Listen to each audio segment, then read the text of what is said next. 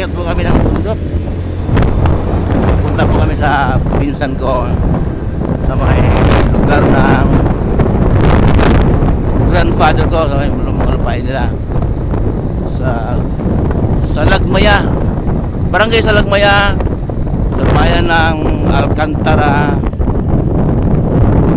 sa probinsya po ng Cebu. Ang lingkod po si Chef Roy, bahagi po ito ng birthday travel. Ito po, paakit kami ng bundok. Ito yung nag-drive ng motor, asawa ng pinsan ko.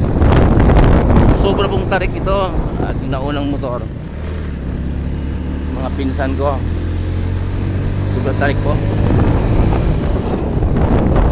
Pero okay lang po dahil ang birthday travel na ito ay aprobado na kay Lord.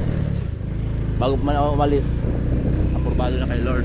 Ito po ang mga view ng bundok. Bakit po kami kaya hirap yung motor, pero kayang-kaya yan. Ang nag-drive po ito, ang kasama ko kay Jaime, ay si Jaime po ay asawa ng pinsan ko. So hirap yung motor niya. Pareho niyang motor to at nauna ang motor niya. Marami na mga sobrang tarik po niya. Nandito na kami ng bundok. Ito, patag na. Ngayon,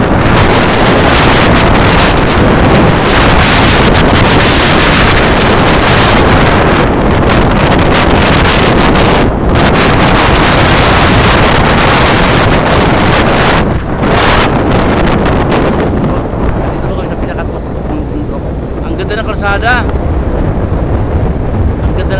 parang kalsada ng bayan, pero bukid po to, kasing tarik ng mga daan sa Baguio.